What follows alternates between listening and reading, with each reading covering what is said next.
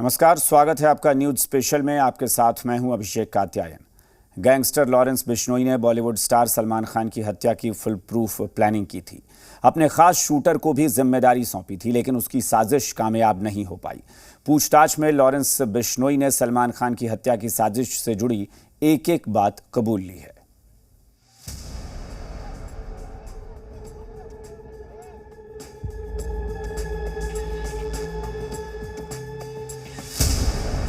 सलमान खान का करेंगे, मारेंगे यहीं जोधपुर में मारेंगे तो पता लग जाएगा।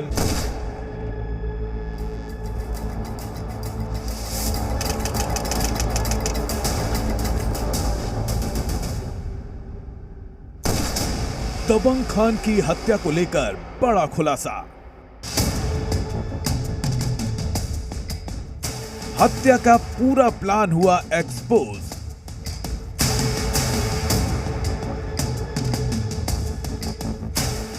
सलमान को मारने का था फुल प्रूफ प्लान।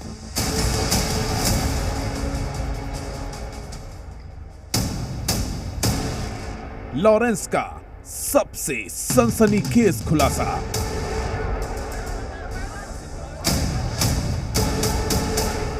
करेंगे तो पता लग जाएगा। सलमान खान का करेंगे, मारेंगे यहीं जोधपुर में मारेंगे तो पता लग जाएगा। सबसे खतरनाक शूटर ने की थी तैयारी।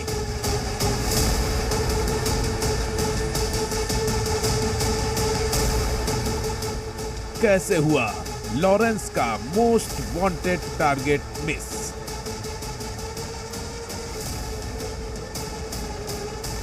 मूसेवाला हत्या के मामले में गिरफ्तार लॉरेंस बिश्नोई लगातार बड़े खुलासे कर रहा है।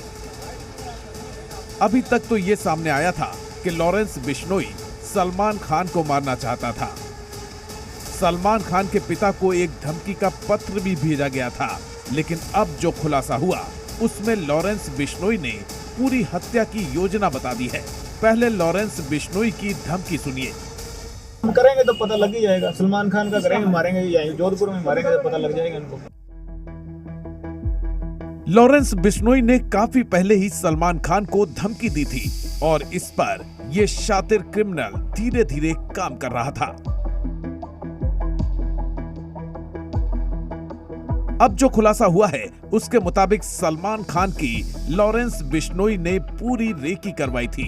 आपको आगे बताएंगे कि आखिर क्यों लॉरेंस बिश्नोई दबंग खान को मारना चाहता था, लेकिन उससे पहले उसकी पूरी प्लानिंग समझिए।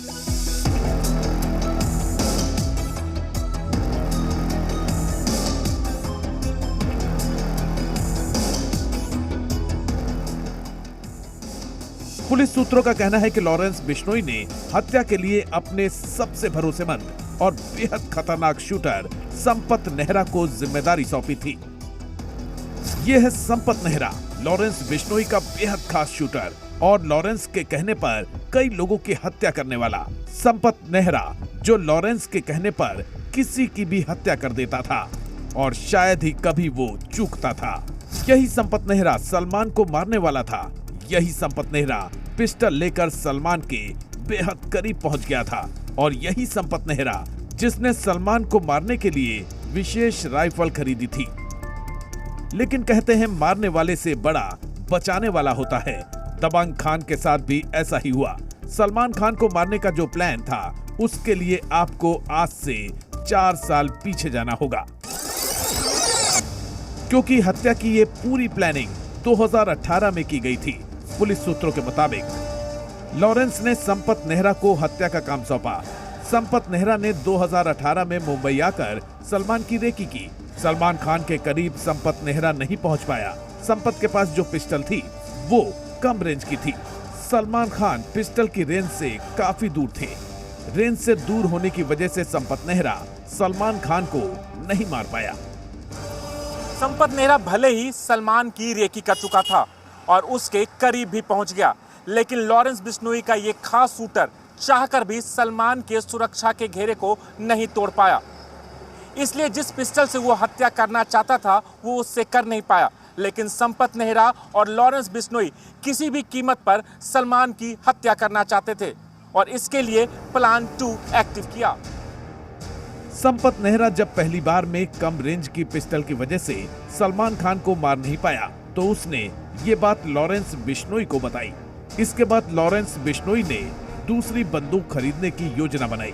पुलिस सूत्रों के मुताबिक सलमान को मारने के लिए स्प्रिंग राइफल खरीदने की योजना बनाई गई। लॉरेंस ने दिनेश फौजी को एक राइफल खरीदने को कहा। राइफल के लिए दिनेश के जानकार अनिल पांड्या को पैसे दिए गए। राइफल के लिए अनिल पांड्या को 3 से 4 लाख रुपए दिए गए। राइफल दिनेश फौजी के घर पर रखी जानी थी। पुलिस ने दिनेश फौजी को पकड़ लिया। दिनेश फौजी के बाद संपत नेहरा भी पकड़ा गया। सलमान खान को मारने के लिए बेहद खतरनाक स्प्रिंग राइफल खरीदी गई थी। लॉरेंस बिश्नोई ने सलमान को मारने के लिए हर तैयारी खुद कर रहा था, हर योजना खुद बना रहा था। इसलिए उसने अपने खास आदमी को राइफल खरीदने के लिए चुना और आसानी से यह राइफल उसे मिल भी गया। अगर संपत नेहरा और दिनेश फौजी पकड़े नहीं जाते तो अंजाम बेहद खतरनाक होता। इस घटना को 4 साल हो चुके हैं। मूसेवाला की हत्या के मामले में लॉरेंस बिश्नोई से कई 100 घंटों की पूछताछ हो चुकी है। लॉरेंस बिश्नोई एक के बाद एक कई खुलासे कर रहा है। इसी पूछताछ के दौरान लॉरेंस बिश्नोई ने बताया कि काला हिरण हत्या मामले में सलमान खान का नाम आने के बाद से ही वो सलमान खान से नाराज था और उनकी हत्या करके उन्हें सबक सिखाना चाहता था। राजू राज के साथ ब्यूरो रिपोर्ट, जी मीडिया।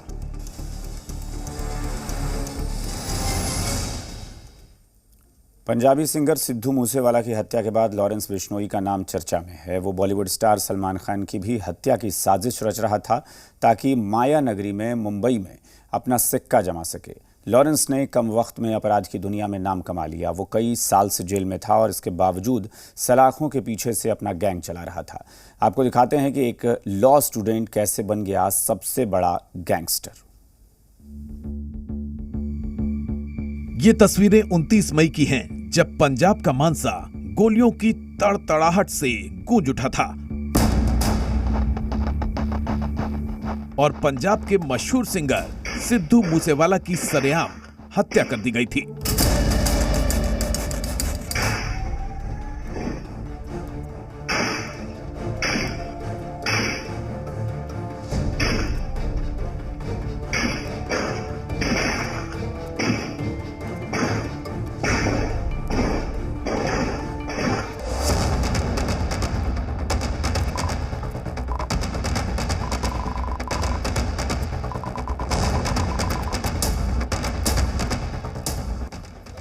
इस हत्या ने पंजाब ही नहीं देश को भी झकझोर कर रख दिया था।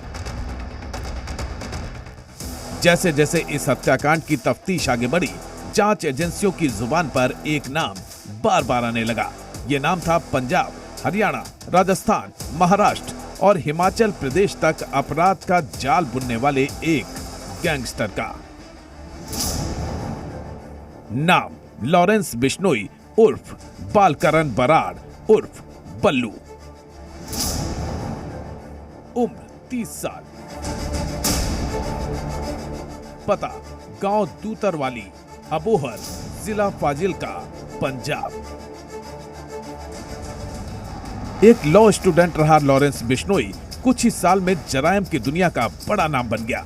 पंजाबी सिंगर सिद्धू मूसेवाला की हत्या में नाम सामने आने के बाद हर तरफ उसकी ही चर्चा है।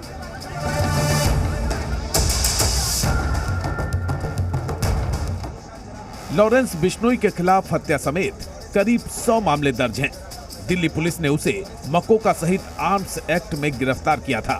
परसों से उसने आजाद हवा में सांस नहीं ली थी, लेकिन जेल की सलाखों के पीछे रहने के बावजूद उसका गैंग काम करता रहा। जेल में बंद रहने के बावजूद वो अपना नेटवर्क फैलाता रहा। बताते हैं कि जेल में ही उसके कदम अपराध की दुनिया में मजबूती से जम गए। अपराध की जिस दुनिया में वह अपना सिक्का चलाना चाहता है, माँ बाप ने उसके लिए वैसे सपने नहीं देखे थे। पंजाब के फाजिल्का में 12 फरवरी 1992 को कांस्टेबल पिता और पढ़ी लिखी माँ के घर जब एक बच्चे ने किलकारी ली तो खूबसूरत बच्चे का गोरा रंग देखकर माँ बाप ने उसका नाम रख दिया लॉरेंस। लॉरेंस यानी बिल्कुल साफ, चमकता हुआ सफ़ेद। बिश्नोई परिवार ने उसको अच्छी परवरिश दी। खेल कूद में उसके शौक को देखकर माँ बाप ने सपने देखने शुरू कर दिए खेल की दुनिया में उसके चमकने का। लॉरेंस बिश्नोई पंजाब विश्वविद्यालय में पढ़ता था, कुश्ती लड़ता था, वर्जिश करता था और खेलकूद में बढ़ चढ़कर हिस्सा लेता था। इसी दौरान वो छात्र राजनीति में उतर गया। साल 2008 में उसने पहली बार उदय नाम के एक छात्र पर गोली चलाई और जेल गया। जेल में उसकी दोस्ती पंजाब के हथियार तस्कर रंजीत डुपला से हुई। फिलहाल अमेरिका में रह रहे रंजीत ने ही लॉरेंस और उसके गैंग को हथियार मुहैया कराए। जेल से बाहर आने के बाद लॉरेंस ने SOPU यानी student organisation of Punjab university नाम से एक संगठन बनाया। साल 2010 में SOPU के बैनर पर छात्र संघ अध्यक्ष का चुनाव लड़ा। लॉरेंस बिश्नोई ने जीतने के लिए सारे हथकंडे अपनाए, लेकिन वो चुनाव हार गया। बाद में उसने चुनाव में हारने वाली पार्टी के सदस्य पर गोली चला दी। लॉरेंस को जेल जाना पड़ा और यहीं से उस पर मुकदमों की शुरुआत हो गई।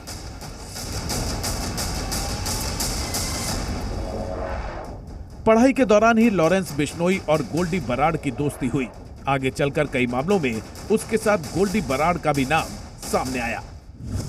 लॉरेंस बिश्नोई ने 2012 में लॉ की पढ़ाई खत्म की, लेकिन SOPU की कमान अपने पास ही रखी। 2016 में जालंधर के जेल सुपरिटेंडेंट पर गोली चलाई। इस मामले में वो गिरफ्तार भी हुआ। 2017 में अपने दोस्त संपत नेहरा के साथ मिलकर फिरौती के धंधे में उतर गया। लॉरेंस बिश्नोई अजमेर जेल में रहने के दौरान अनंतपाल गैंग के संपर्क में आया। छोटे मोटे अपराधों से धमक बनने लगी तो लॉरेंस को इसमें मजा आने लगा। यहीं से उसके मन में डॉन बनने का ख्याल आया और कुछ खिलाड़ियों और पुलिस वालों के बच्चों को मिलाकर उसने एक गैंग बना लिया। इसके बाद पंजाब और हरियाणा में उसने अपने गैंग का नेटवर्क बढ़ाना शुरू किया, जो बाद में कई राज्यों तक फैल गया। छात्र राजनीति के दौरान हत्या की कोशिश के केस के बाद अप्रैल 2010 में उस पर एक घर में जबरन घुसने का मामला दर्ज हुआ। फरवरी 2011 में मारपीट और फोन की चोरी का, और इसके बाद ये सिलसिला ऐसा चला कि 100 से ज्यादा केस दर्ज हो गए। पंजाब में अपराध की दुनिया में जड़े जमाने के बाद लॉरेंस दिल्ली में अपनी धमक दिखाना चाहता था। साल 2016 में लॉरेंस की मुलाकात काला जठेरी गैंग के मेंबर राजू बसोदी और नरेश सेठी से हुई। इन दोनों ने लॉरेंस की मुलाकात संदीप उर्फ काला जठेरी से करवाई। फिर दोनों मिलकर हरियाणा में अपना गैंग चलाने लगे। इसके बाद लॉरेंस ने वीरेंद्र उर्फ काला राणा और राजू बसोदी को फर्जी पासपोर्ट पर थाईलैंड भिजवा दिया। राजू और वीरेंद्र बाहर से गैंग संभालने लगे। फिर संदीप उर्फ काला जठेरी ने लोकल गैंग्स जितेंद्र गोगी और विकास लंगरपुरिया से हाथ मिला लिया। लॉरेंस बिश्नोई भले ही कई साल से जेल में हो, लेकिन सलाखों के पीछे से ही उसका काला कारोबार लगातार चलता रहा। हालांकि जराइम की दुनिया में सिक्का जमाने के बाद उसके कई फाइनेंसर हुए। लॉरेंस बिश्नोई का मेन फाइनेंसर कैलाश मंगू, जो अवैध शराब का धंधा करने वालों से प्रोटेक्शन मनी लेता था। भागीरथ बिश्नोई, जो MP और राजस्थान में अवैध अफीम का धंधा करने वालों से प्रोटेक्शन मनी लेता था। मांगीलाल, जो नारकोटिक्स सब्सटेंस का अवैध काम करने वालों से प्रोटेक्शन मनी वसूलता था। मुकेश ठाकुर, जो राजस्थान से अवैध माइनिंग करने वालों से प्रोटेक्शन मनी लेता था। बताया जाता है कि लॉरेंस बिश्नोई के गैंग में 700 से ज्यादा शार्प शूटर हैं। लॉरेंस बिश्नोई ने अपराध के रास्ते कई करोड़ की संपत्ति बनाई। आरोप है कि मूसेवाला मर्डर से पहले तक वो 40 से ज्यादा सिम के साथ जेल से ही हत्या और फिरौती के लिए अपना गैंग ऑपरेट कर रहा था। दिल्ली से राजू राज के साथ ब्यूरो रिपोर्ट, जी मीडिया।